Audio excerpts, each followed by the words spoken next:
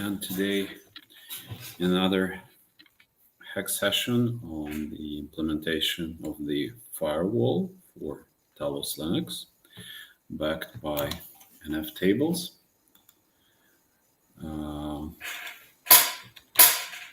Let me post the link to the channel, and I should be ready to go.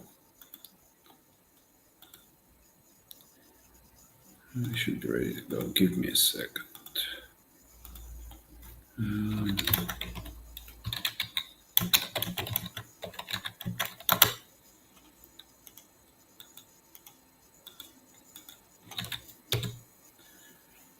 Okay. So just to catch you up, there was a previous live session on Friday, and today we're basically continuing the same thing. I did some work which was not streamed live, but still there is a lot of stuff that needs to be done. Our very high-level task is to implement the machine configuration which will manage the firewall in Talos, and in this release it will be pretty limited to mostly like ingress firewall, limiting access to some ports.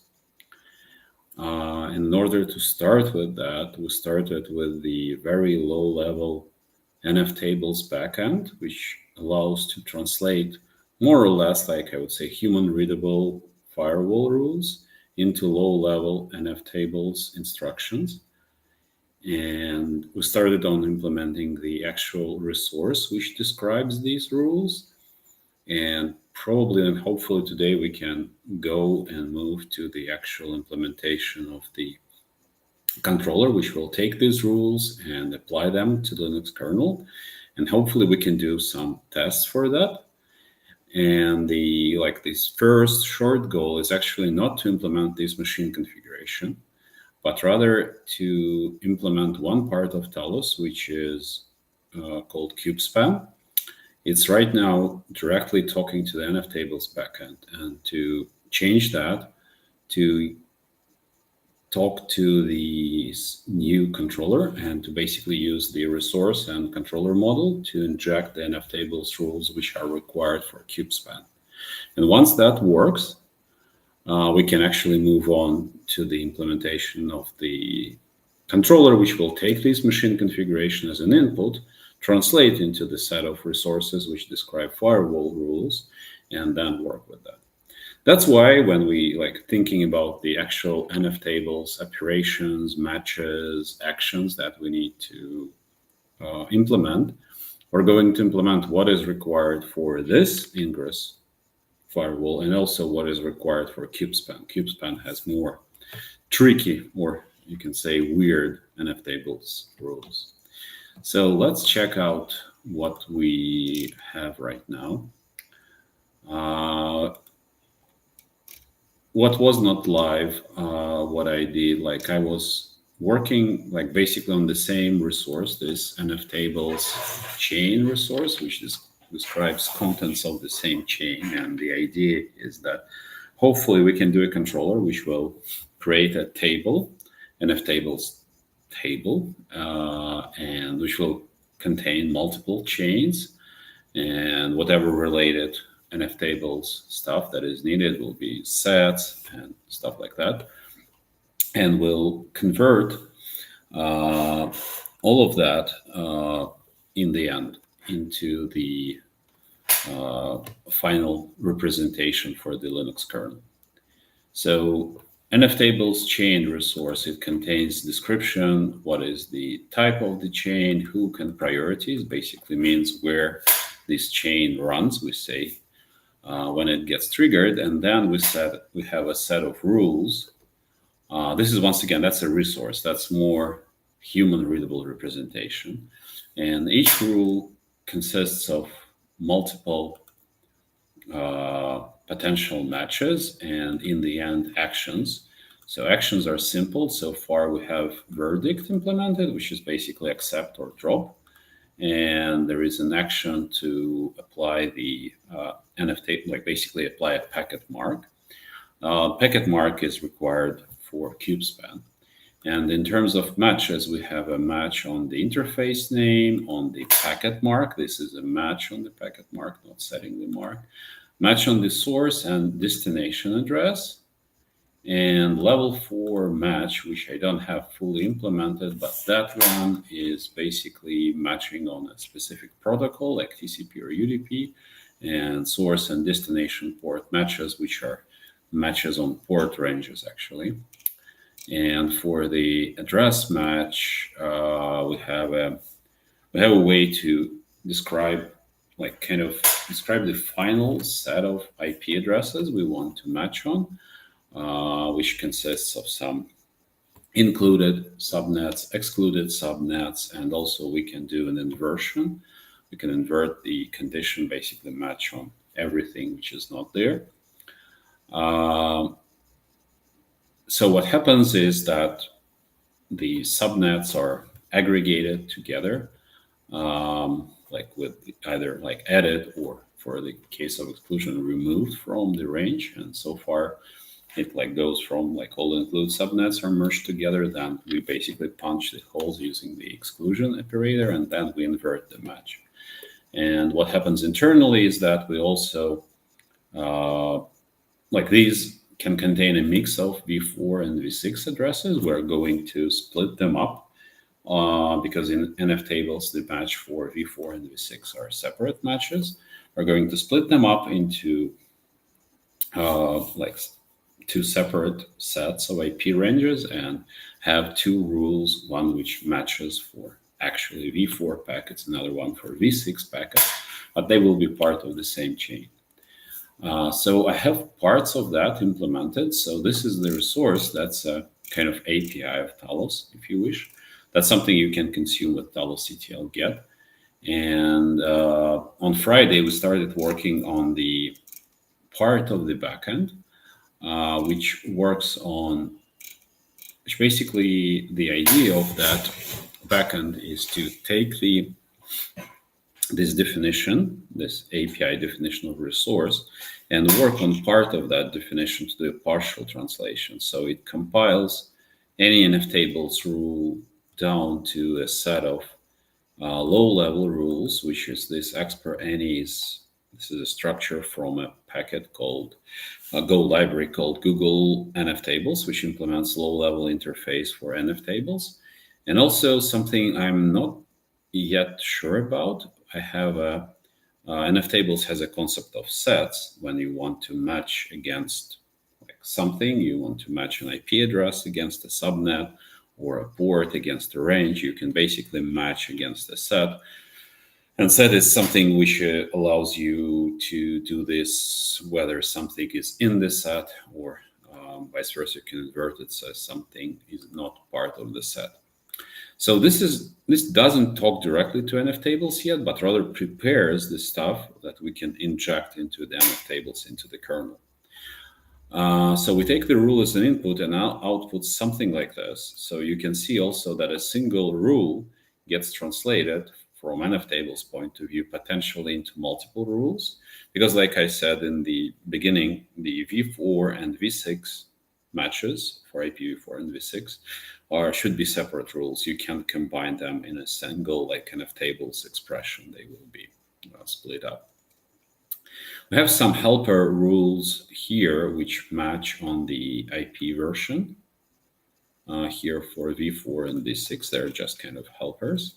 And the actual like compile function which we started working on, it got a bit more complicated. We now, as building the rule, we build like a prefix of the rule, if you wish, and a postfix of the rule.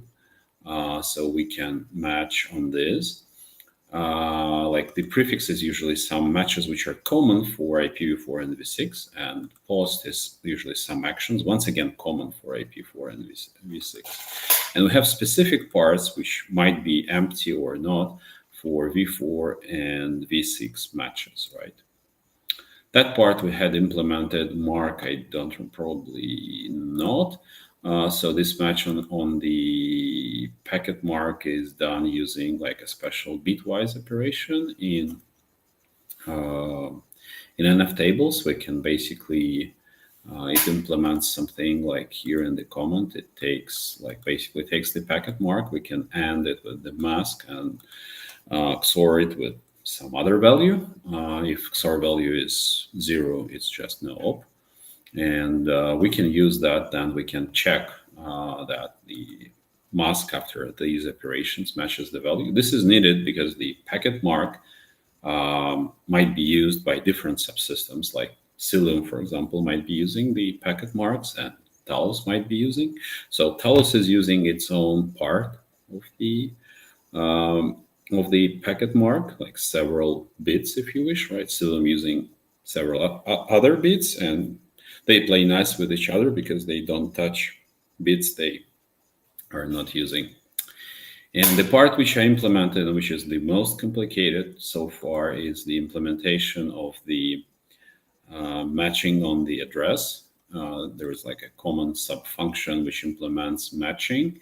It works for both source and destination addresses. As the match is kind of same, it just the offset in the packet, in the IPv4 and v6 packets, which are different for the source and destination addresses. So what we're doing here, we build the IP set by using the include and exclude subnets from the resource. This is very simple. It's using the net IPX library, which is like kind of a part of the net IP package. Part of that got merged into Go's standard library. Part of that is now kind of external. And it has IP set builder, which is super useful and does all we need. So we just feed it with the include, exclude subnets. And in the end, IP Builder outputs an optimized set of IP ranges, like from IP1 to IP2, like and then IP3 to IP4, and so on.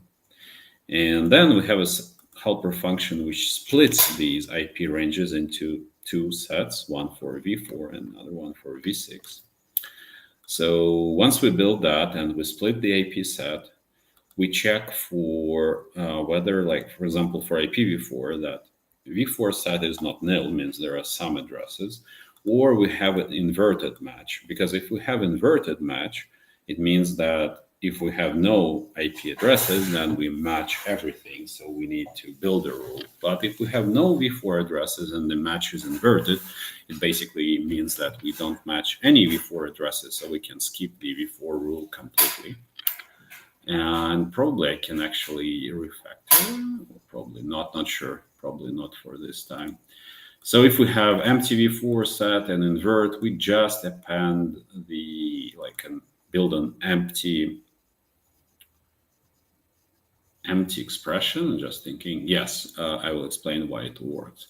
If we have something in the set, then we load the IP address from the packet into the register 1, and then use a lookup using the set. And this is not a correct instruction at the moment, because the sets should be referenced properly, but we don't have a way yet to actually inject the set into nftables. We'll do that when doing the controller. So far I did kind of a temporary solution when I say that set ID just simply references the set that I return as part of the result. I'll see how can I fix it up or not, but we'll see. And basically same for IPv6. And then these helpers are used twice, one for the source address match, when we do a match, and for the source, and we have offsets. Oh, I haven't fixed up. This is v4 offset 12 and 8. That's for source address. So v4 destination will be 16, like in 4 bytes, and v6 destination, as I was trying to look up, will be 24, right? So it's in 16 bytes. We have a 24. That's the offset of the destination address in the v6 packet, right? Using these helpers, and then actually start the rules. This is setting the mark and doing the verdict. And then comes the tricky part when we analyze what we built, basically, right? So if we have neither of the rules, like haven't built anything, we don't return anything. If we don't have neither specific v4 and v6 rules, we just combine the pre and post part. So this rule works same way for IPv4 and v6. And then we have like special cases. If we have IPv4 but no v6, we just combine the pre and we add the specific match for the IPv4. And then like kind of same symmetric rule for just having v6. And once again, if we have both v4 and v6, then we build like two rules out of our single input. And that is what I have here. And what I certainly need, what I'm missing right now, is the unit test. So this unit test is still an easy one. Like the actual code doesn't interface with Linux kernel. So this unit test will run basically like anywhere it can be compiled. And I can write more and more tests by feeding the input resource and matching on the expected rules, right? So we started doing this unit test on Friday. And now as we have more stuff implemented, we can actually do more tests. Let's make sure that the test still runs. Yes, it does.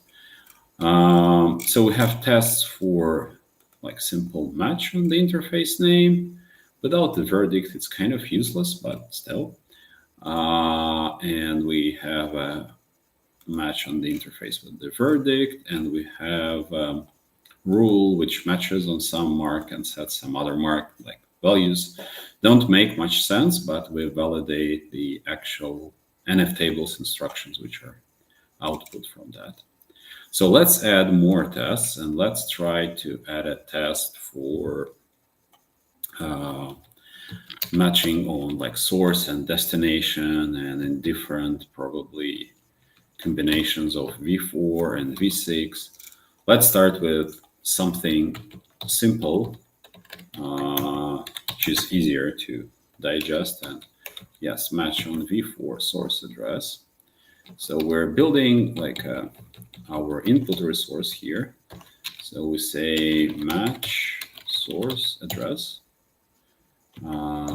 And we need to specify include subnets, which will be net IP prefix slice. So which subnets we want to match on. We have some helpers specifically for the test to parse. Let's, for example, do a match on /16 here.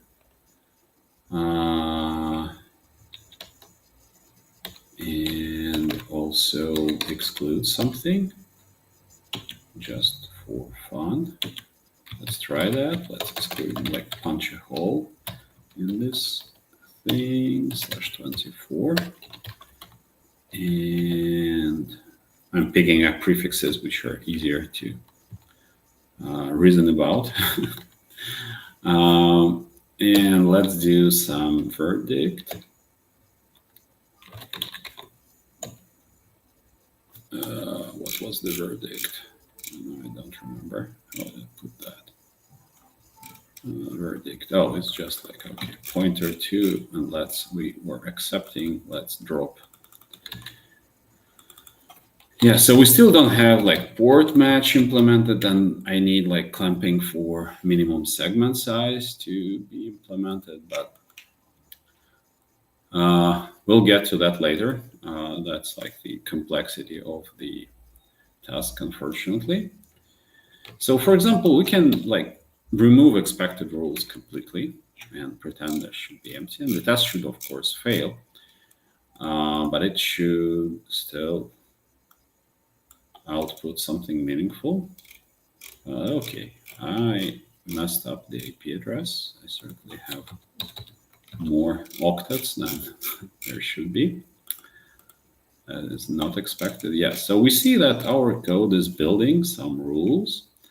And now it's time for us to kind of recreate that and build a matcher for that. So what we expect that if we are matching on the source address, and that's before, first of all, we expect a single rule to be output. And in that single rule, we should be first matching on like meta. So we're loading, yes, something like that, I believe. And then we are comparing value of register 1 with, I would rather copy paste from this thing, should be this. So we're not making, we're matching basically the IP protocol to be IPv4 this data. That should be the first instruction which comes out. So because that's in our code should generate a single IPv4 specific rule. And something else is wrong here still. Let's check that. It says NF proto. Yes, not level 4 proto yet. Okay. So we have table family IPv4 matching here. That's good. Okay. What is the next one? Okay, fine. The next one is payload. So we load from the payload. So we should load the source IPv4 address into the register once again. So export payload. And there we should say destination register 1. Probably that makes sense. Offset payload base network header. We can actually copy paste header from the code. Offset 12, length 4. But I'm using CodePilot here and also looking at the test output. So we load the IP address, and now as we do that, and then we look up using the source register 1 in the set ID 0. Set ID, like I said, it's something that we need to fix up, but in the end, we do the verdict, right? So we expect the verdict, and the verdict should be drop. Let's run this test. By the way, we are missing the assertion on the sets, and we'll fix it up. So let's add more here. As we're generating the sets now, we need, so we can have expected sets for, and as we're building that, as each set is basically a list of ranges, I can probably specify that as a list of strings, which will be more readable, and I will build some code to parse them back and forth between these representations, so I can match across the two. So let's see. So we have result. That's the result of compilation, and we assert on the rules. Let's assert on the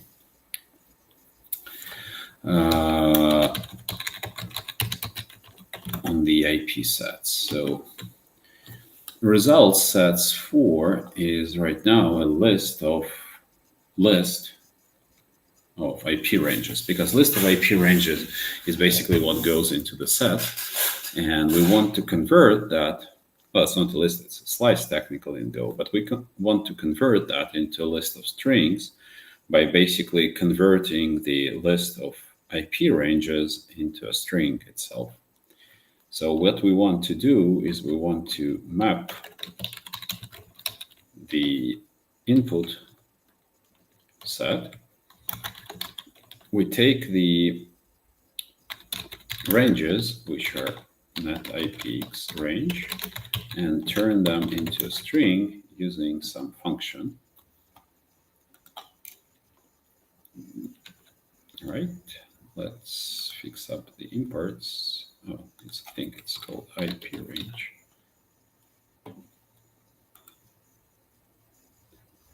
Here, okay. And now we want a function which converts these list of ranges into a string. So what we can do strings join, which takes something like that. Yes, that was almost right, but I don't quite like it. We can use IP range string function to convert each range. Now go figure out what is wrong. 1, 2, 3.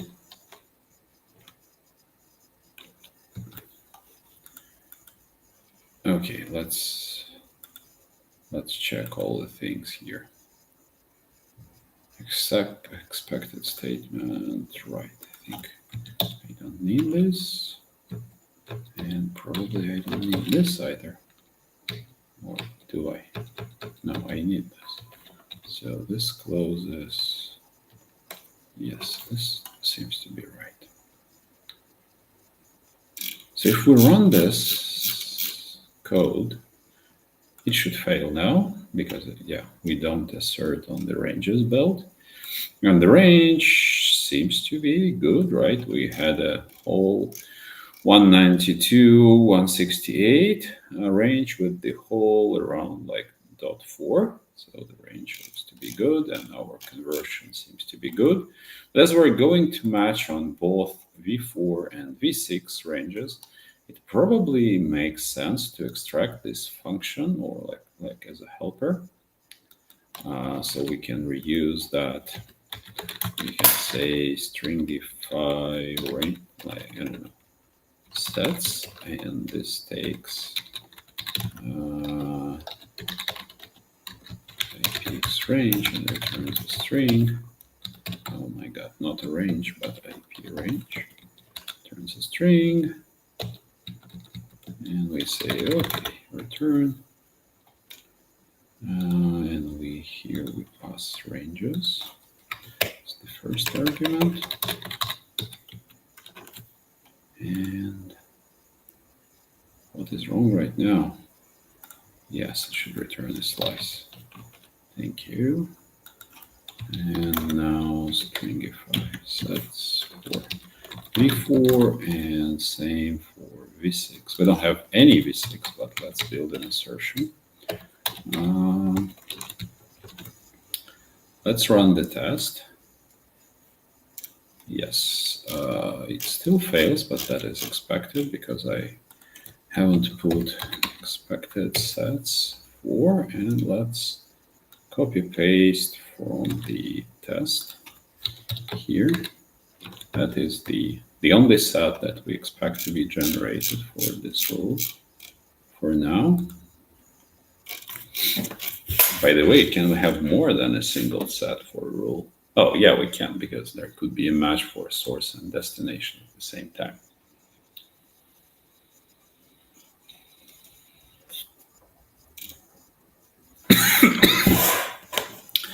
Okay, so let's do something next as a test. Let's do a match on v6 source and destination addresses, but v6 only, and then we'll do a test when we mix v4 and v6 in a single rule. So we say we need some IPv6 subnets, which is harder for me always to invent. We can even skip punching any holes in that, and because we actually tested the code which builds the IP ranges separately, so we don't need to. And we say that I want to exclude, for example, whatever, /16, yes. No, hold on, destination, no, not punching a hole. Let it be something, example like this, yeah, 2 semicolons. That should be still valid. So we can run the test and it should of course fail. And it should fail, yes, on V6, and we can now start fixing up, right? We know that it should be now matching on V6 family. It should be a single rule still because it's V6 only, no V4. And we should be loading up the source address first. So it will be offset 8 in the IPv6 header. And looking it up in the, oh, by the way, what we haven't used yet. Yeah, okay. Just remember, but okay, let's get back to that. We do the source register one. Let's do this inverted. Yeah, let's invert this one. It should be more fun. We look up in the set ID 0, which we don't have yet. And okay, let the verdict be drop as well. But we should also look up the destination address. So it should be at the offset 24. And the set ID should be 1 because we'll have 2 sets generated. Let's run the test and see the failures. Okay, yes, I forgot to update the length because the IPv6 addresses are way bigger. So length should be 16, what we're loading. And let's run the test once again. Okay, I forgot to invert the match in the second case, which is good. Invert. By the way, where I'm doing these unit tests, you can say that they are kind of redundant. The code is more or less clear, but the problem is that, first of all, as I'm testing these smaller parts, I have more confidence that they work as expected as I wrap them into a bigger and bigger thing. And the second thing is that these tests will stay. The code will change. We'll add more features. It might become more complicated. Also, we might have some changes coming from third-party libraries, right? We update some library, and it suddenly started doing things a bit different. How would we notice that? When something in Talos high level fails, it's very hard to trace it back. But as we have these smaller unit tests for smaller, basically, units, I can quickly go and, okay, I can see the failure, right? So I know what failed and what probably is wrong. And we don't have, yes, we don't have expected sets 4 anymore, but now we have expected sets 6, and I'm going to copy paste them basically from the test failure because I don't want to type that, of course. But we have 2 IP sets now. One is for the source, another one is for the destination. And they are so far correctly referenced using the set ID field. So the first match. And let's run this. These should pass right now. Okay, cool. So what else can we do as we're writing this test? So one idea was to write V4 and V6 at the same time. But also what we can use is the code coverage. Here in the editor, the highlighted lines were covered with the test run, and the ones which are kind of dark gray background, they weren't. And so I can immediately see that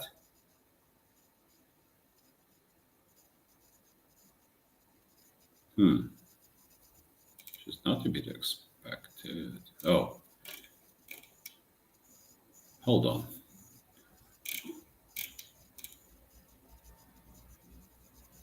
Yeah, I can see that my code is actually buggy, while I thought it's not. So here comes the thing. When I did my rule here, I said that it matches inversion of the match on this IPv6 subnet, which basically means that it matches any IPv6 address except this one, but also it should match any IPv4 address because it's inverted, right? Because the IPv4 address is certainly not part of this IPv6 prefix. And what I should have got is actually two rules here, not a single rule. And I got a single rule, which is certainly wrong. And I can see that my line, which should have, in theory, generated an empty rule 4, and that should have triggered the generation of two rules, that line hasn't actually worked. And I need to figure out why. So far, I have just two lines triggered. One which is IPv4 specific and IPv6 specific, but not a line which works for both IPv6 and IPv4, which means that what I did here is terribly wrong, because that doesn't make my rule 4 not nil. That's what I expected. So I want it to be empty, but not nil still. And this becomes a bit tricky because I thought it would, but who knows? Well, probably that's equivalent to rule 4 equals append rule 4, and that certainly is not expected. I can write it a different way. If I want to keep this append semantics, right? So if it's already not nil, I don't need to do anything. If it's nil, let's make it empty, and I need to do the same fix here. If rule 6 is nil, I make it. That's example of a really subtle bug that I introduced into the code, and probably I wouldn't have caught that bug without having a unit test for it. Yeah, and this one is interesting. So now I should have two rules here. One will work for IPv4 and another one for IPv6. And the first rule will basically just have a match on IPv4. It won't have any matches on the source and destination, and will just have a verdict drop, right? Because that's what I said I want to drop. So I'm basically dropping any IPv4 traffic in this case. So let's run the test, and it passed, and we fixed the bug, which is kind of cool already. And now the code coverage changed, right? So I have the piece which executes both v4 and v6 rules. I don't have a piece covered which executes just the v6 rule, and I don't have a code which matches any IPv6. So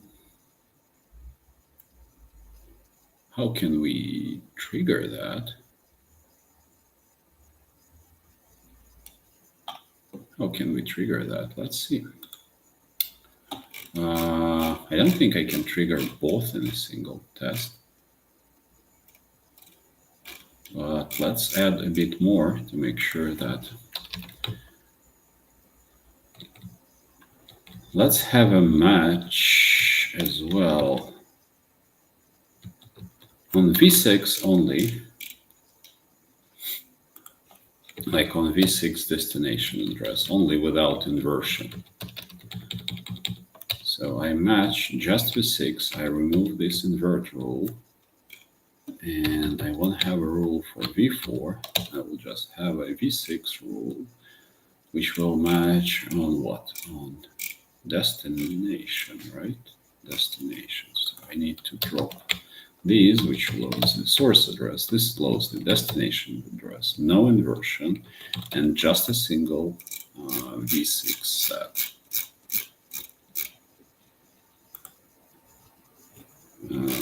Set ID 0. Yes, that's something I forgot to fix. Set ID 0. Okay. Let's run the tests once again. Okay, things work.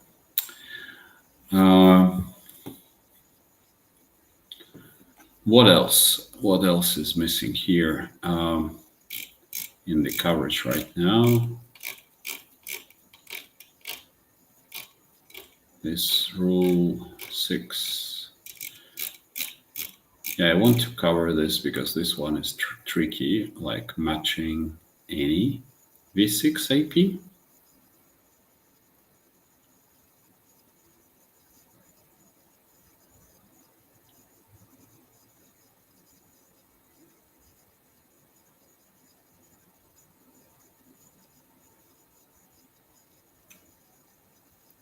I wonder what happens.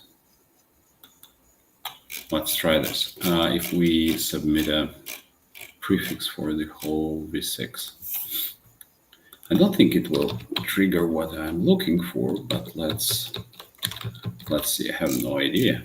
That's why we have tests. Match on any v6 address. Let's match source now. If I say 0/0 to make it v6, what would it be? That would be the output. Yeah, it actually generates a set which contains every address, which is, I mean, not what I wanted. That's not what I wanted.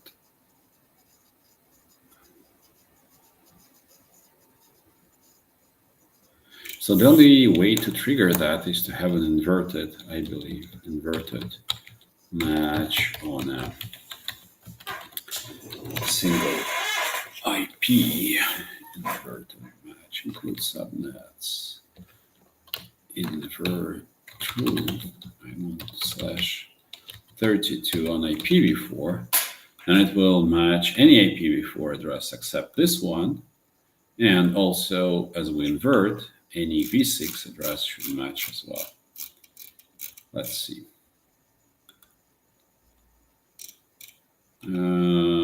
Okay. Now let's try to build this.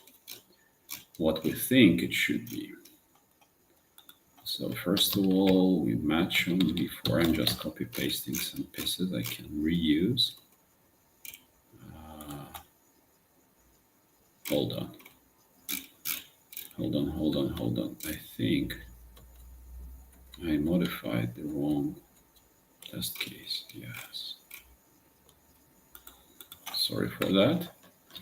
We're going to fix this up. I modified the previous test case, which I shouldn't have touched at all. Convert true. And now, if I still have that, yes, in the buffer. So I match on v4 and match on v6, and v6 should be now empty because I match on any, and v4, I think it's source. I think it's offset 16, length 4. Let's see, set ID, and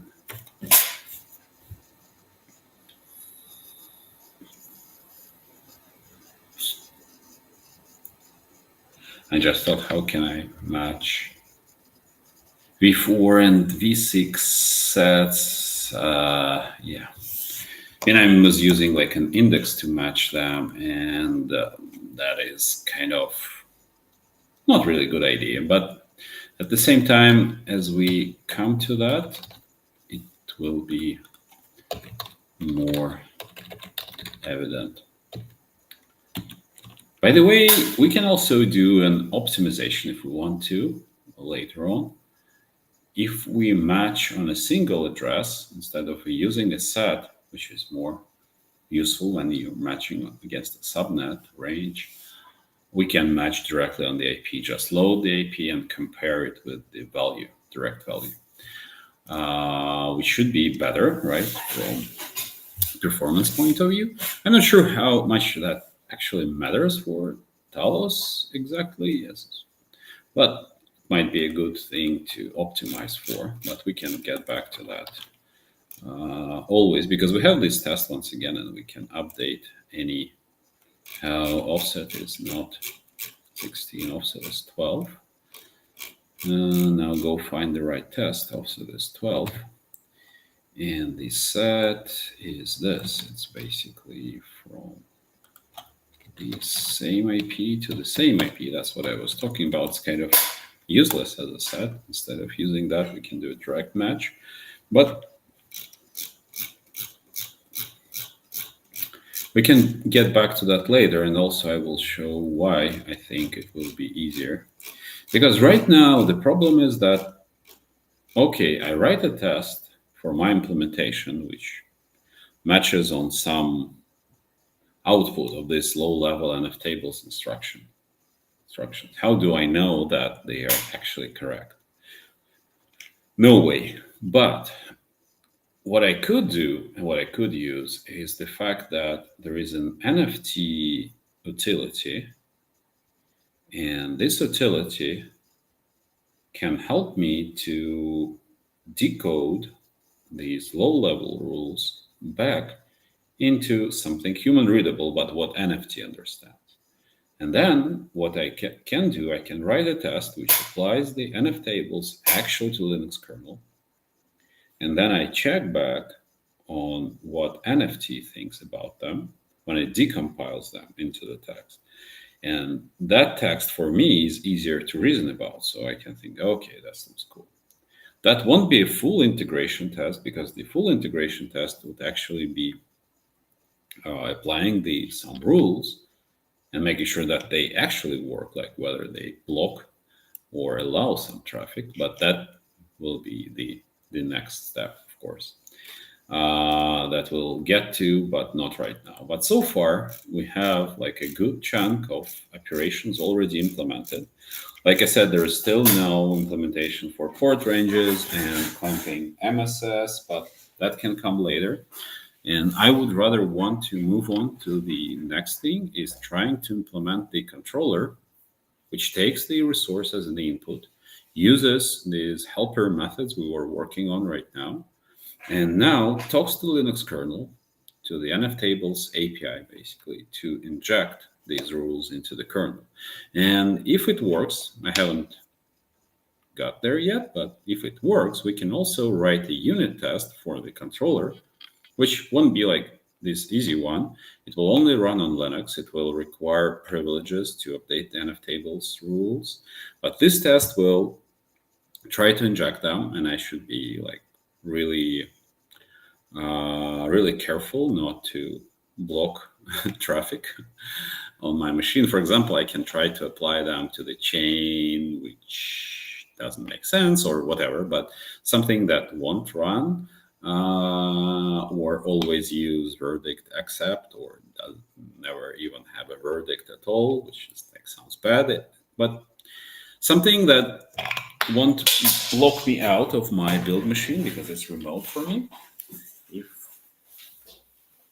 If my code is bad and actually doesn't work as expected, but that is tricky. But at the same time, this unit test will be super useful for me to understand whether it works or not. So I would rather try to do it. Let's commit the changes that I have so far.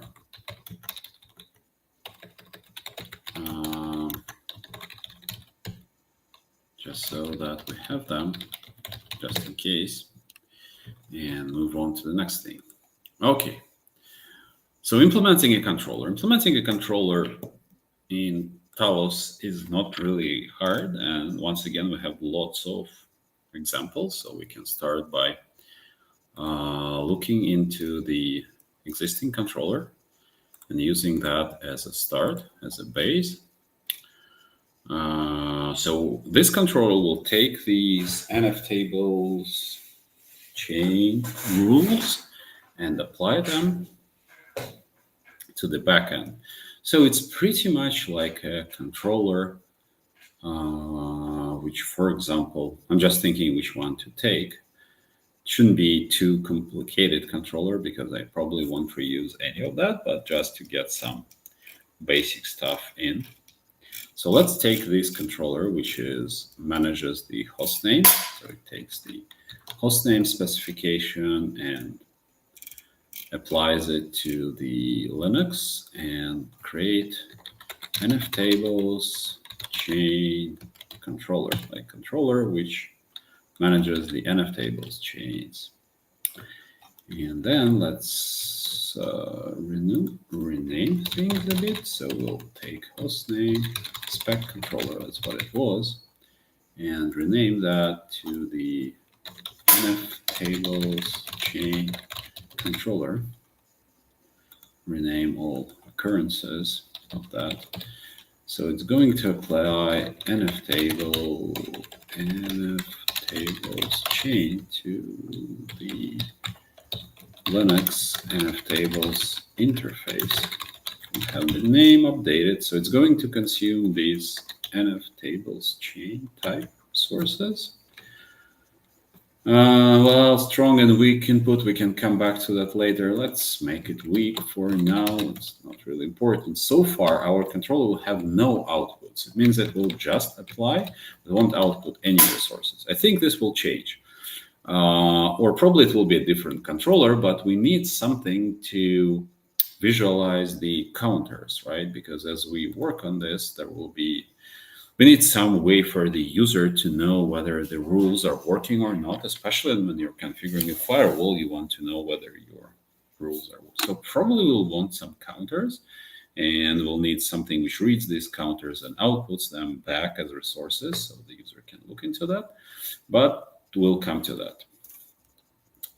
Okay, so our controller starts once again with some boilerplate code. We can pretty much remove everything here, which we have. We don't need that. And we can use like better wrappers.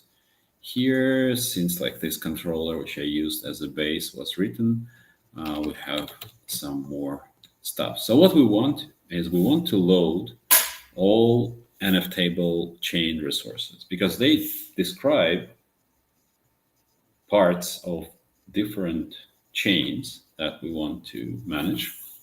And we want to combine them all together into a single table and load up into the Linux kernel. So we can do safe reader list all. We even have that helper, which should take the type of the resource, network nftables chain, and yes, go please is always wrong about. It should accept asterisk R is the reader, and we don't have any list options, I guess. Just pass no there. Just want to list them all. This will return like a default error listing nftables chains, right? So this controller will be triggered every time we run, there is any change in this nftables chain resource. So it will. So what it needs to do, it needs to connect to the nftables interface, figure out what is there right now, clean it up, and replace with the new stuff. And as far as I remember, the nftables interface allows exactly that. So I can have an atomic operation when I have a chance to like describe what I want to do. Like I want to delete, then add, and that should work. So let's try to implement that. And as we are doing that, we can probably use some help because we already have some code which interfaces with nftables, so we can use that as an example. I think it's here. That's the code in the kubespan right now, but most of this stuff will go away. But let's see how it works and how this controller, it's not even a controller actually, it's just some code.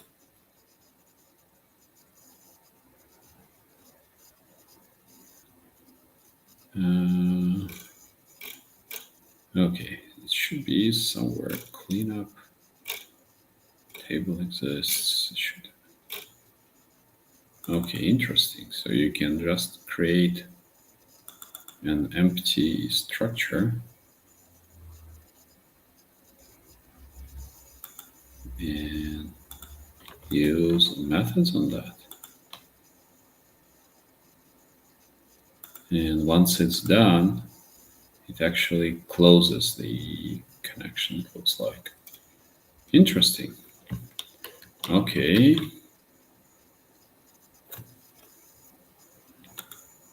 This table's a family flush table. I'm just looking what is there. What do we have? What can we? But I believe when we do stuff like add table, it actually doesn't do anything. So it actually appends to the buffer list of messages it's going to send later. That's why the operation will be atomic eventually. And there is a way to apply the changes. Go figure this out. I think this method is called flush, which sends all buffered comments. Yeah, we'll figure out all details as we work on that. Certainly, it's kind of almost impossible to get things right. But we certainly will have the same thing, the connection to nftables here. And what we want to do is, either way, we want to have a table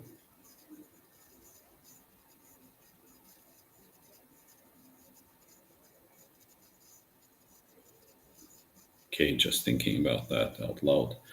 So imagine I have no input resources. In that case, what I probably want to do, I want to find, and if there is a table of mine that I created, like a Talos NF table, I want to go and just simply drop it, like clean it up. If we have some resources, I want to anyways like create this table and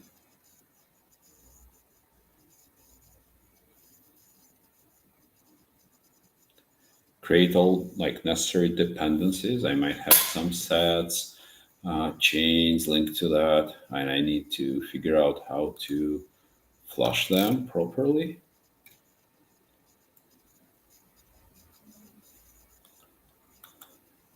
Flush removes all rules and all chains within the specified table. Okay, what about sets? I wonder, just looking for the interface available. So if we have sets, that is another thing we need to support. Sets. Oh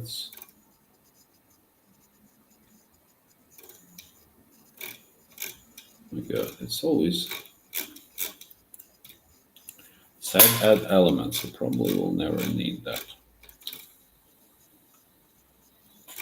I have add set.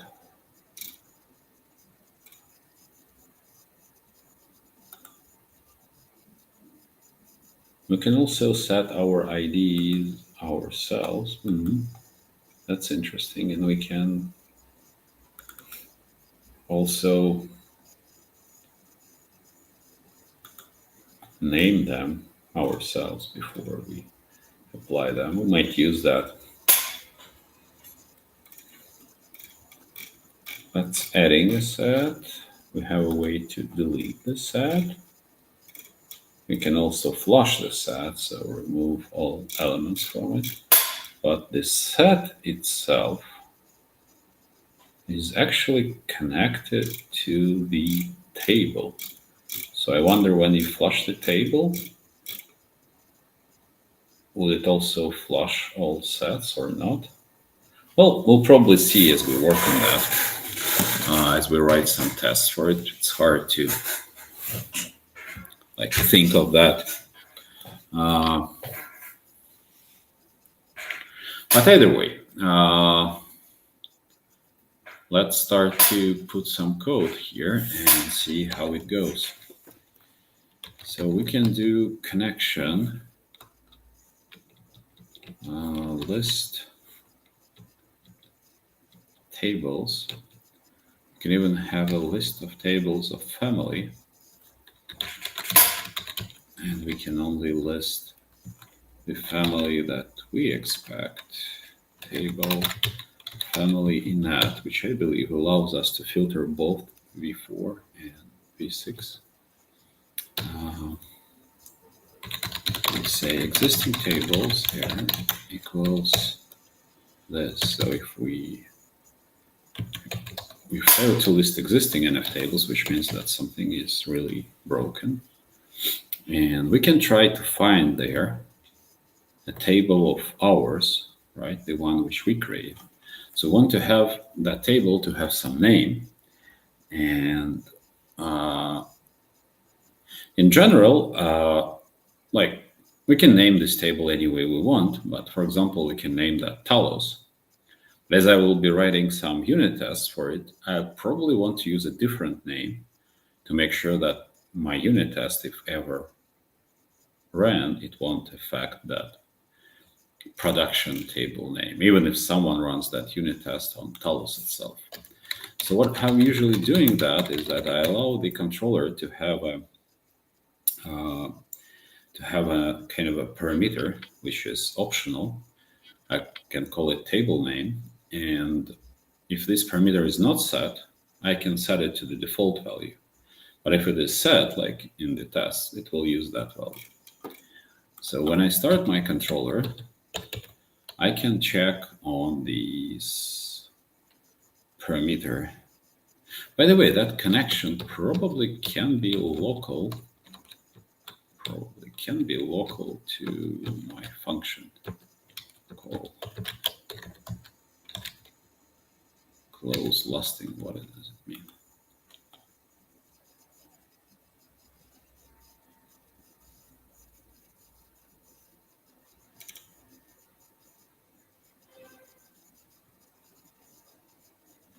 Okay, interesting, but not clear yet. But I'm going to, if the table name path is empty, that I'll make it use the default name, which I haven't created yet. nftables table name. So I have this, and I'm going to go to the constants package in Talos, which contains lots of constants describing Talos stuff, and I'm going to create a constant for it. And I need some documentation block. And here, code pilot created by Talos. This should now work. Oh, it should be a single equal sign here. I listed existing tables, so I can now try to find among these tables whether there is a table for Talos already.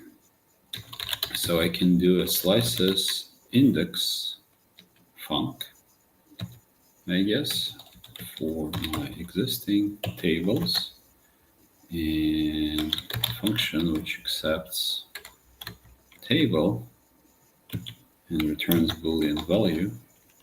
Table has a name, so I'm looking for the table which is named after my controller.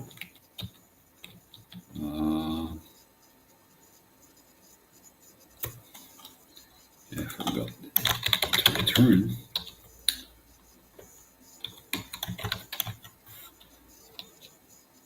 So if we can have a variable called Talos table,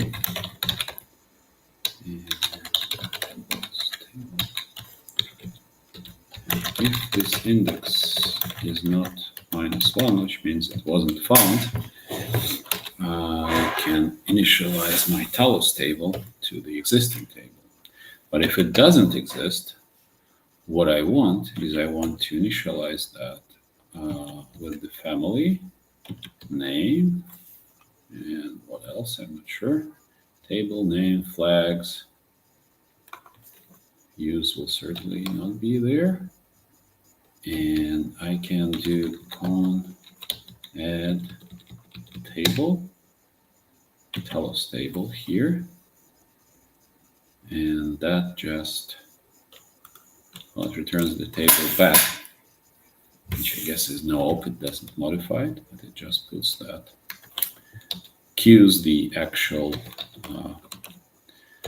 and either way, as I was doing this, right? In the end, what I can do is, should I flush this table? Well, if I found it, I probably should flush this table. Flush table, Talos table. Yeah. If it was already existing, I'm going to flush it, remove it, everything, so I can re-add stuff. If Talos table doesn't exist yet, I'm going to add it. And then I can do something. At the very end, I should be able to flush, right? And if it fails, I'm going to fail the controller because something went wrong. And here in the middle, I'm going to put some additional stuff which will work on the table. But I think that should be enough for us to try it out in a test.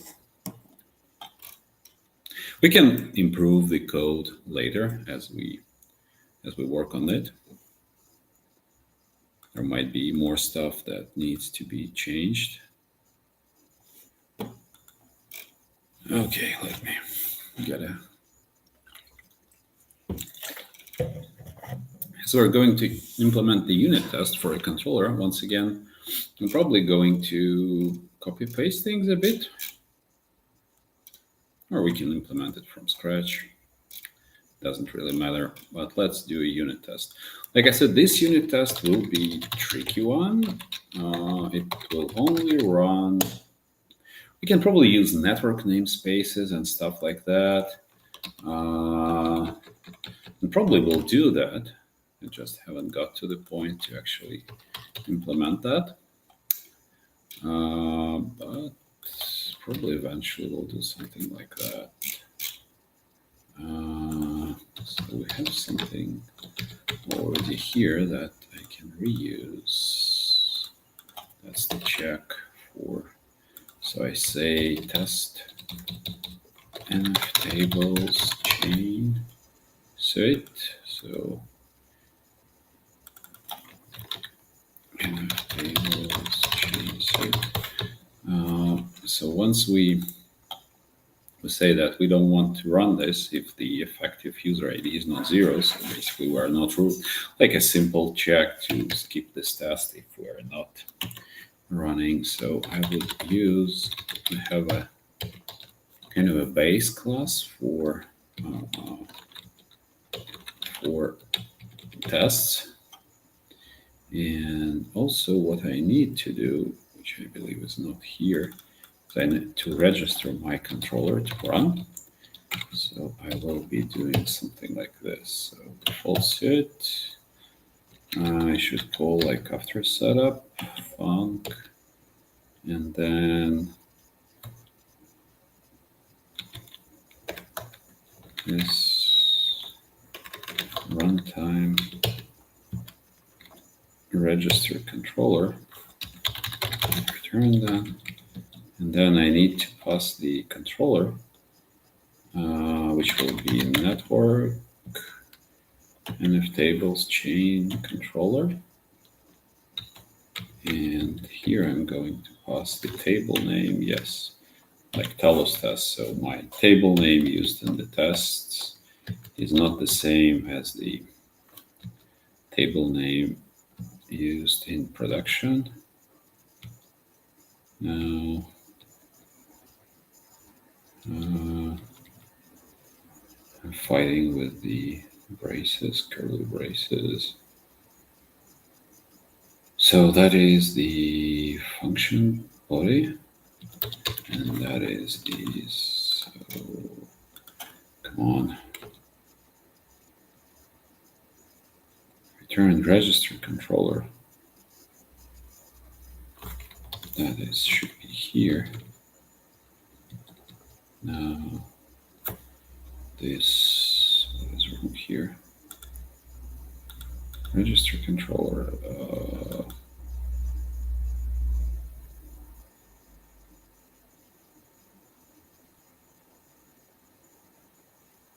I'm lost a bit. Getting these braces right is always tricky, I would say. This should be here at this level. Expected operand. Hey, what kind of operand do you expect here? This is a function, this is the function body.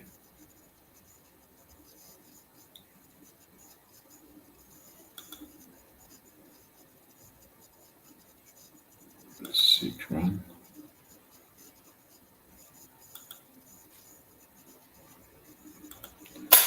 Looks like I have still a problem with curly braces in some way. But I honestly don't see that.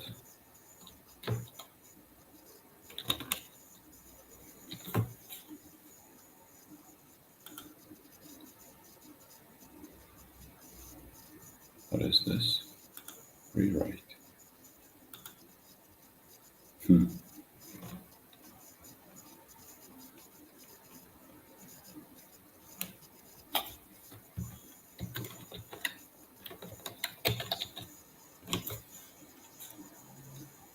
Okay.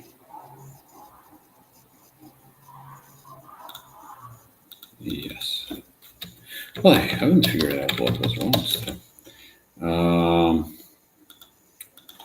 So we'll use a different thing here.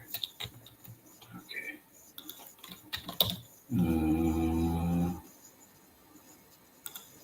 Yes. So we'll just use declare no error. So we'll assert that we can register the controller. And now we want an import for network controller so we can steal it. Okay. Steal it somewhere here. Now, copy pasted wrong thing. Okay. And we can have net control. Okay. Looks good. I can try to run the test. Well, it should skip for me because I'm not root at the moment. I mean, it took more time because I was compiling the code here. But we have some good start now.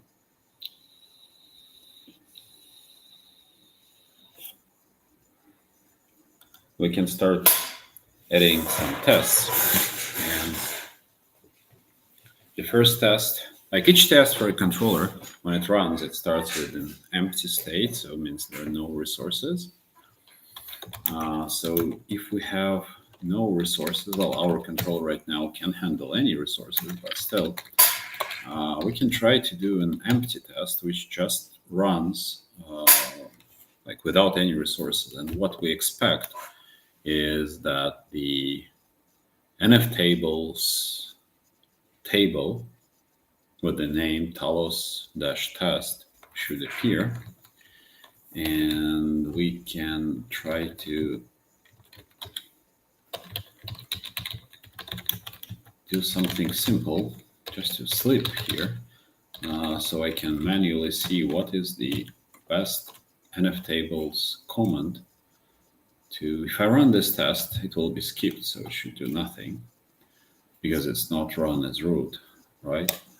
But I can also run the same test in a terminal as root and see how it goes. So I need to change my internal control package controllers network, and now I can do go test -e -exec sudo, and I can say that please run this controller name. Oh my god, of course, copy pasted wrong thing.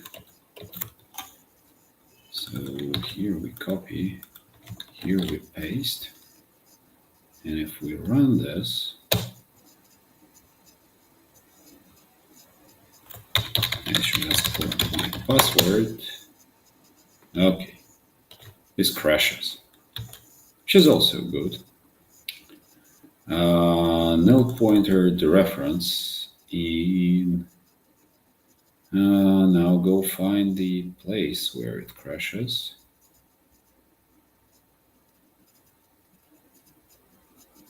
nftables chain line 64. Line 64. It crashes here. That is not expected. Line 64. Oh, I lost that.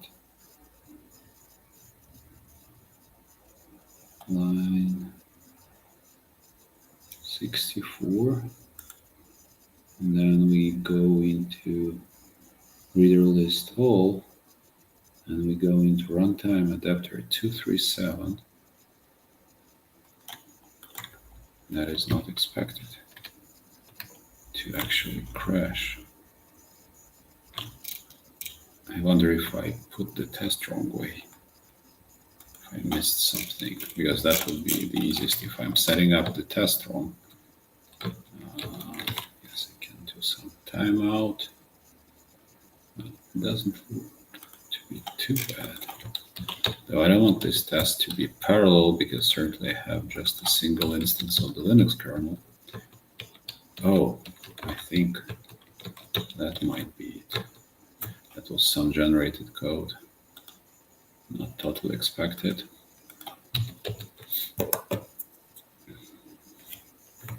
Now, certainly my controller is crashing. Control runtime is catching that and restarting the controller, but I still have something wrong. So I go into reader.go 66. Okay, let's try to debug that.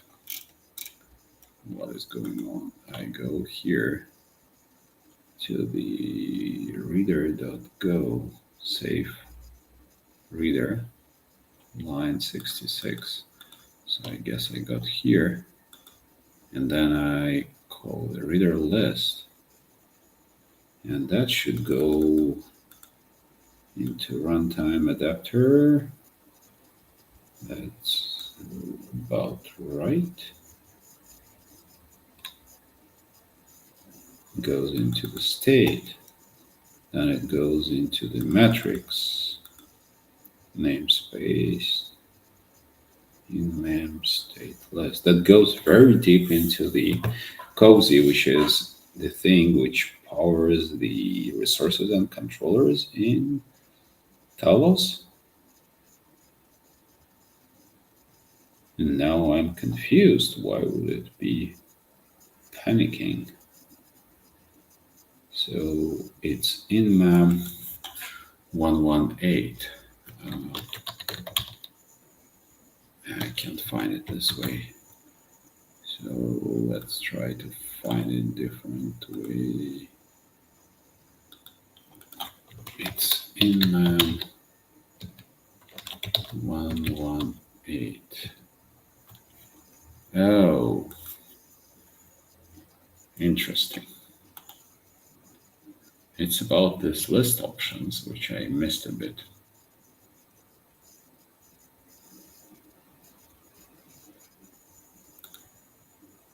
Okay, let me follow the track. It looks like a... So reader list already accepts... Oh, reader list all. Wow. It was a wrong help message because when it showed me, it showed there as if there's a slice, but it's a variadic argument. So, I mean, not a slice. I thought it's whatever. Thought it's a structure, so or pointer to a structure. Okay, this works now. I just missed that. So I have this code. So my code works. It starts the controller and then like terminates it. And so in theory, if I do NFT list table, now we'll go figure out help, probably IP Talos test. My God, list tables. I have table enet Talos test. Table enet Talos test. Okay, cool. And it's empty. So that's what I was expecting to work. And I want to build assertions in my test based on running this nft command to assert that something happened. So basically, I want to compare the output, hopefully, of this command with what I expect in each test.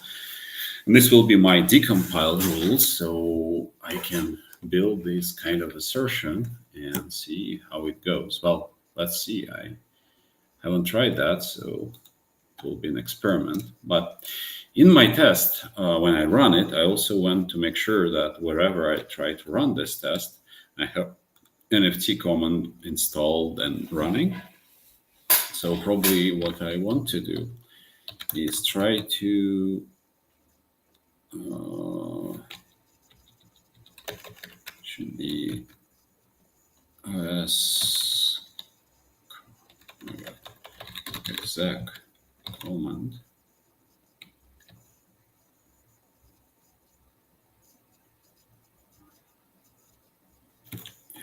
nft list tables. If I run this command,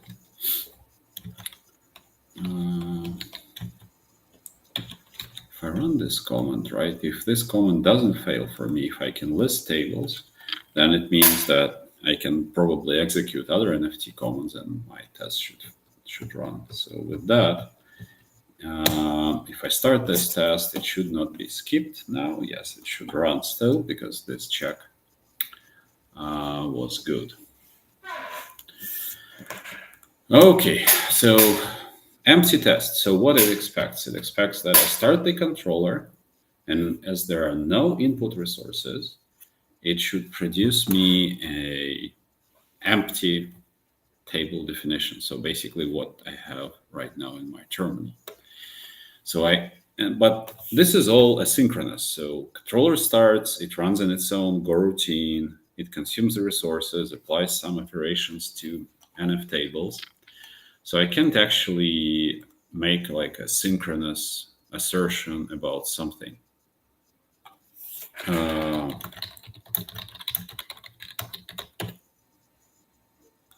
I would rather want to wait for something to happen eventually. So I apply some input resources. I wait for the controller to do its job, and once it's done, the NFT output should be what I expect, right?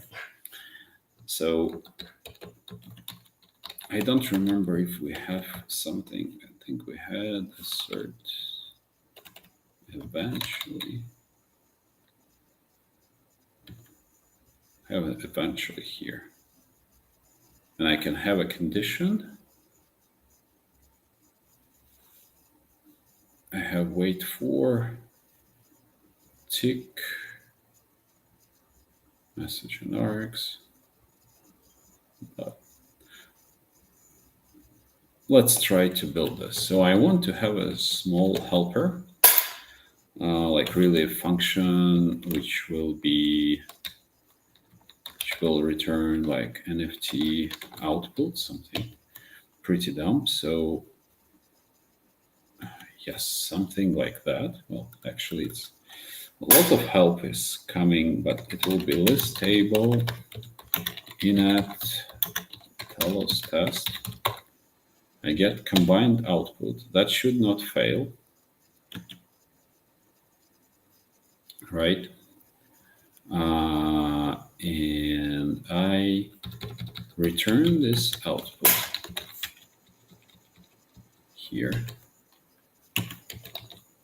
And then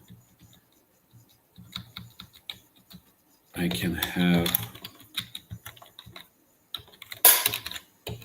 assert NFT, or like check. Assert probably is a bad name because it doesn't actually assert.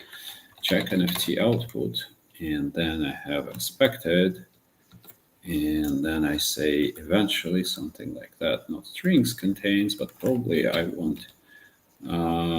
I can say string space. I don't have to want to fight with the trailing white space that.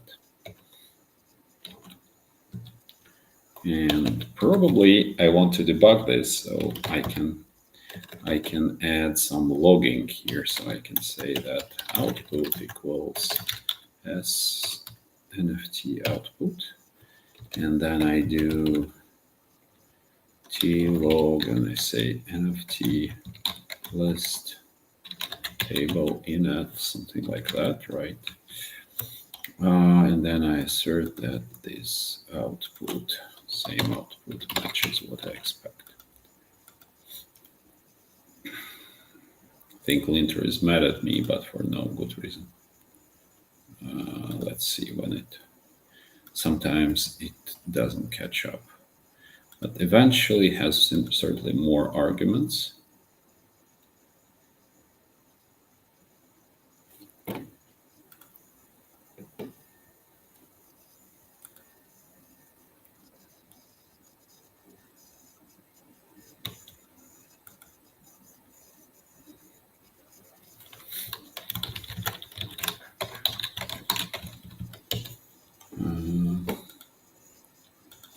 Okay, this was wrong.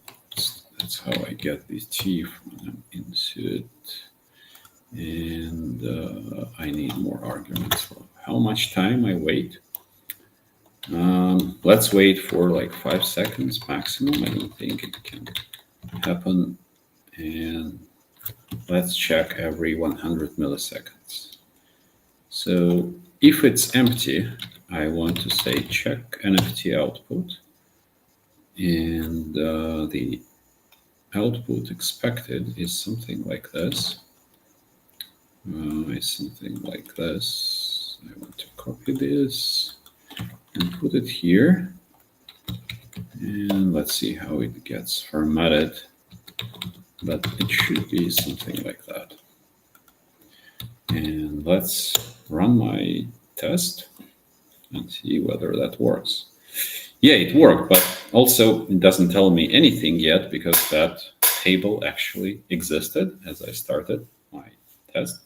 So probably what I want to do, I don't want to do that in Talos itself. I don't actually need to clean up the table completely ever, but in my test, I probably want that. So NFT help delete table. Hopefully it doesn't help delete NFT delete -h. Go figure out. Okay, I have somewhere quick reference. Tables NFT delete table family name. So I can do, and if as I start my test,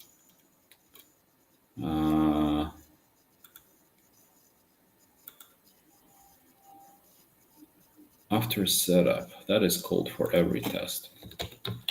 I can do s require, but I want to delete it only if it exists. Now that starts to become a bit of a fun, but let's see. We'll figure this out. nft delete table init Talos test. Probably we should make Talos test a constant now because I used it so many times. So before I start my test, I make sure that the table is deleted. So if I see something, that it's actually created by my controller. And it looks to be running now. But probably also as I tear down my test, I want to delete this table as well because I don't want to leave it on my machine ever. And also this should help that the cases if I mess up, my test should still clean up after itself. If I mess up in the sense that I introduce a rule that, I don't know, drops all packets, if the code has a chance to run. But this, I expect this to fail. Yes, exactly. Because this time I tried to delete the table and table doesn't exist. And I shouldn't be deleting a table if it doesn't exist. And so we got into a bit of a here and there thing. And now it's a problem how we use NFT. And does NFT have anything to help with that? I guess no. I mean, I can build that. I can do NFT list table. And if that returns something, I actually NFT list table XX. Okay, sudo NFT list table XX. No such file or directory, but it doesn't fail. I'm confused. No, it does fail. It doesn't show me that. Oh, it does show. I missed that. Okay, so if this fails, I can assume that there is no such table.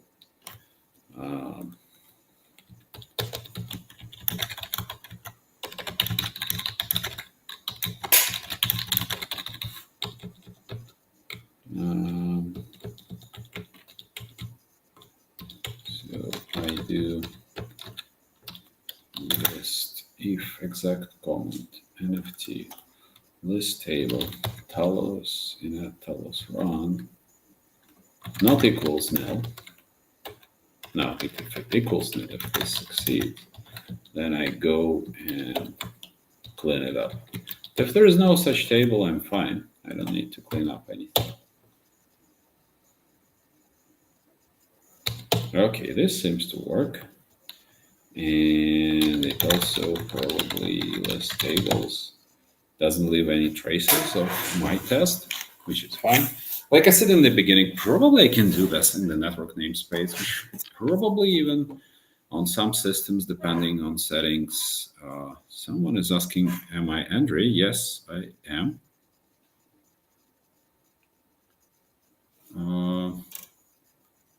Hello.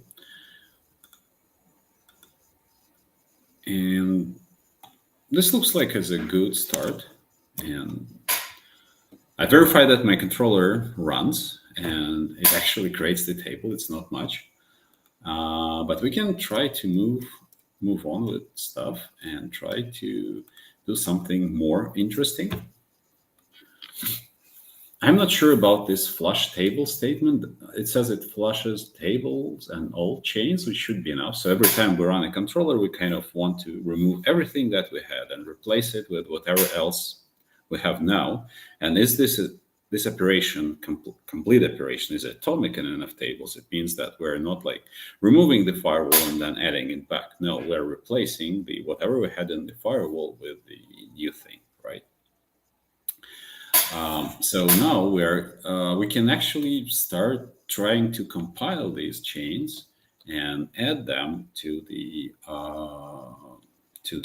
our code, right? So we can do for chain equals, we don't unfortunately have that better interface. Let's call it for iter equals list iterator, iter next.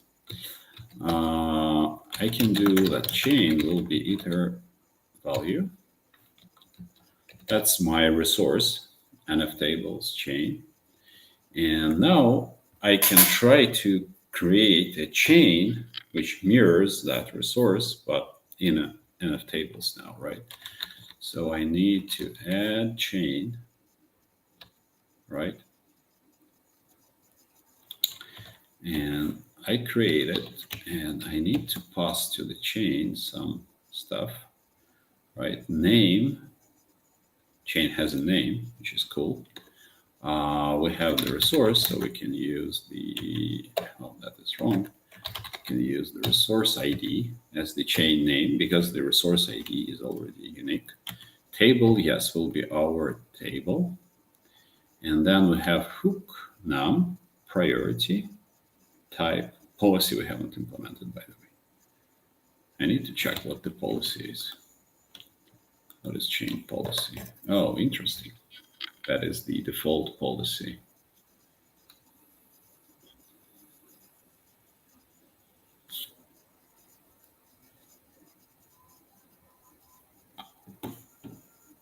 But we'll see that. So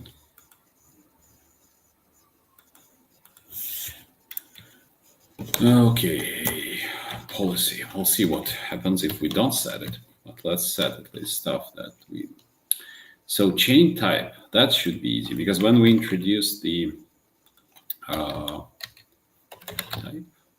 when we introduced constants in our resources,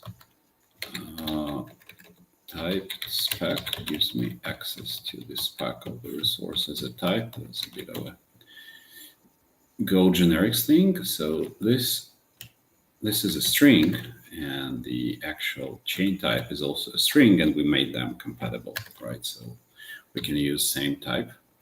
And also we have hook num and priority. Hook num, let's see if we can pointer to nftables chain hook, and we convert the chain something like that. Hook, if that that's the right library. Let's sort the imports. Just sometimes it picks up the wrong library. That's why I wanted to check. And priority is something similar because the constants we introduced were same as in. So we add a chain, right? And then we need to add rules, I guess. nftables rule, and rule has a table, which will be Talos table, chain, which will be, well, we need to save that. nf chain equals what this thing returns, chain, nf chain, and then we add a rule. There is a position and handle.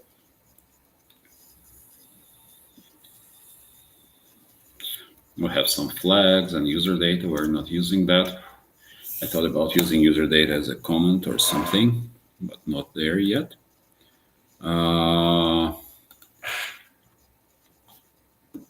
But I want to add multiple rules, right? So for our resource has multiple rules, and then they compile down to multiple rules in the sense of nftables.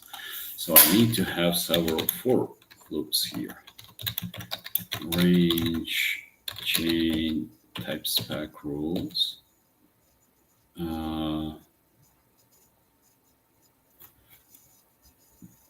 And then I can use my adapter.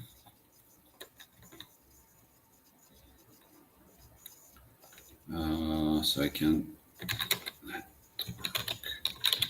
adapter nftables rule from rule compile. That should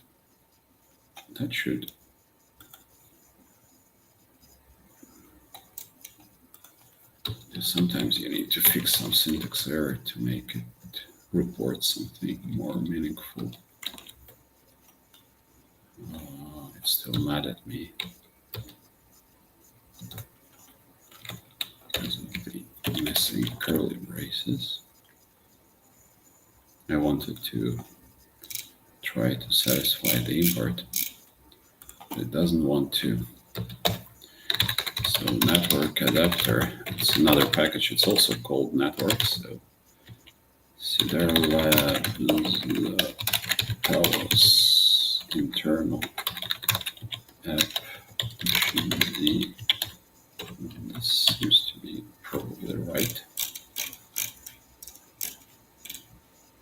nftables rule, it accepts a pointer, and when it compiles, we have compiled an error,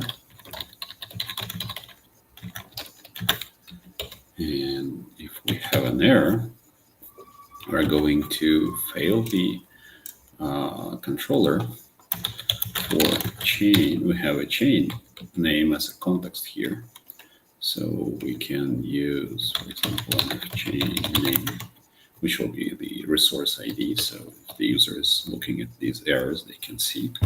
We can decide whether we want to fail the full controller or not.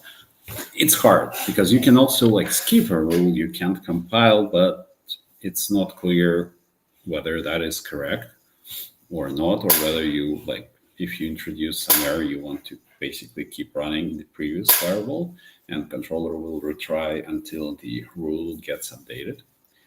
But anyways, we have compiled. I'm just trying to put something. We're not handling these sets yet. Compiled rule, we do a range over compiled rules. This is like a slice of x per any. That's what, let's look at the add rule. It doesn't have any. It says operation add, which I hope just appends that to the,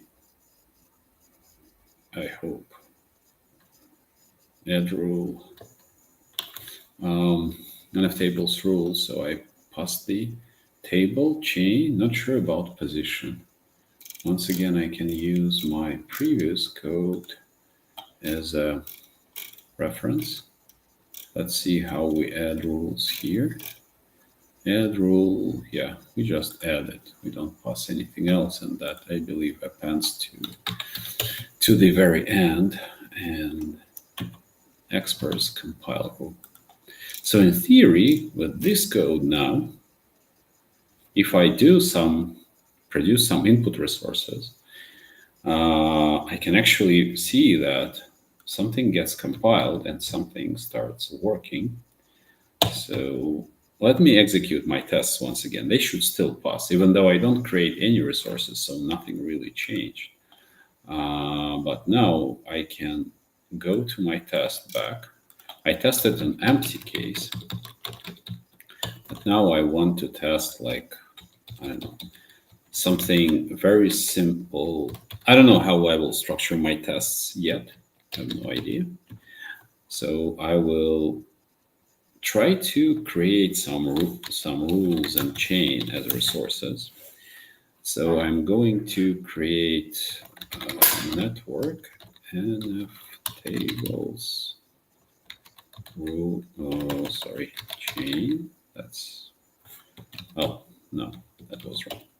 I should call new nftables chain. Yes.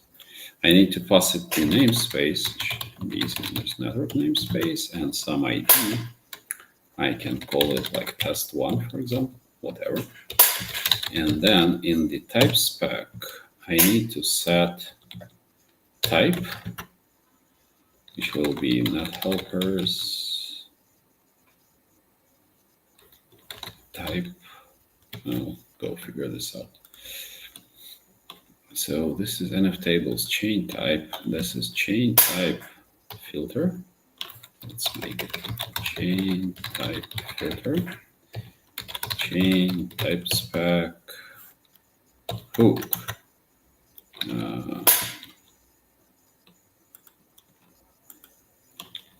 What are the hooks available? Let's do chain hook input, something more meaningful for now. Chain hook input, also net helpers. And I also have chain type spec priority, which will be, no, it's the wrong one, priority. We were creating these constants on Friday. Let's do something once again. Now we can do security just for fun, so that we have something to assert on, which looks, because filter is like 0, kind of a default one. It's not the best idea to assert on that sometimes. Give me a second, please. I need to open a door.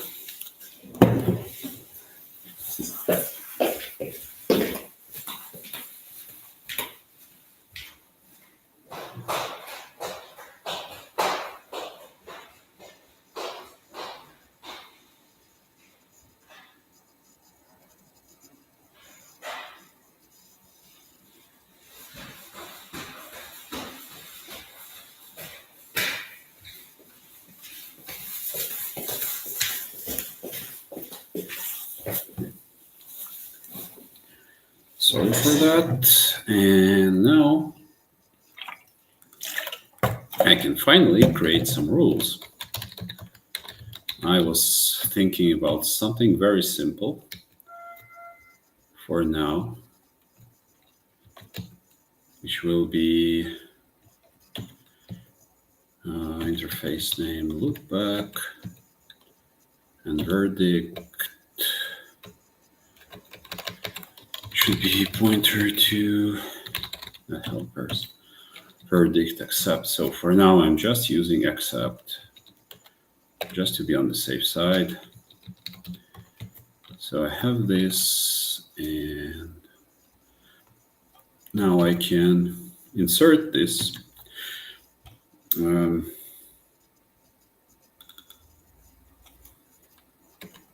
Not runtime.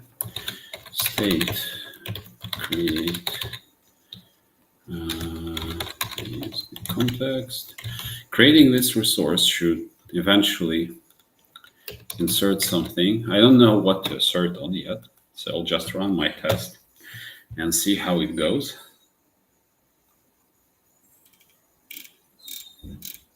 And that seems to work. You see, it's just outputting every 10 seconds or 100 milliseconds outputting same thing. I probably want to optimize that if it's same output. But either way,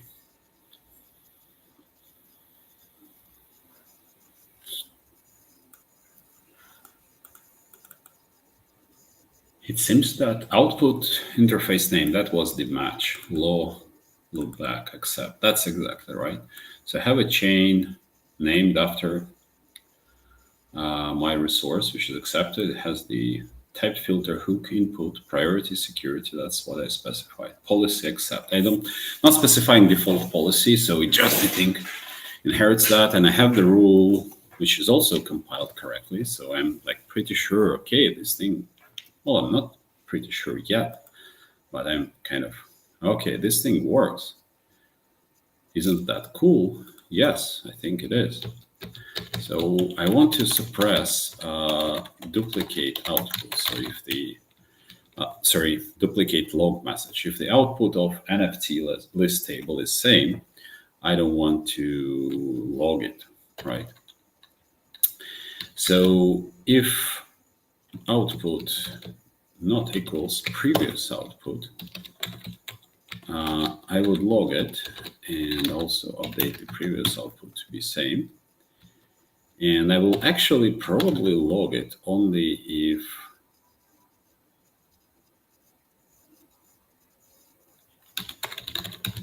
it's not the same as expected.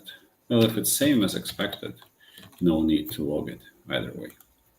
So if I run my test now, it should probably output just a single line. Yeah, that is the new output. And then, well, it fails because I'm asserting on the wrong one, certainly. So I can now copy paste it here and copy it here, paste it here probably. Probably there will be some fun with indentation, we'll see. I guess I need to indent it once back. And try to run it again.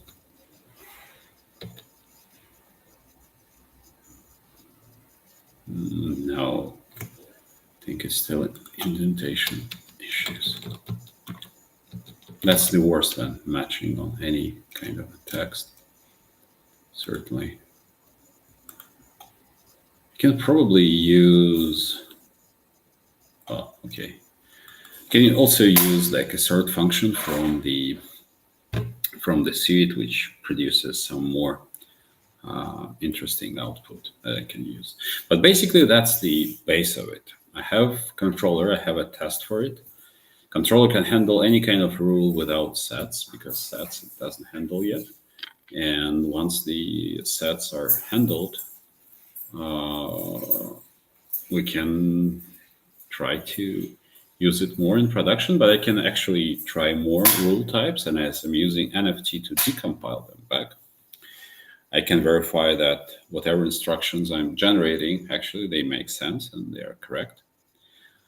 But I think that's it for today. And thank you for watching. And if you have any questions, you can post them to our Slack. I'm happy to answer, and hopefully this feature will be implemented soon. So thank you and see you. Bye.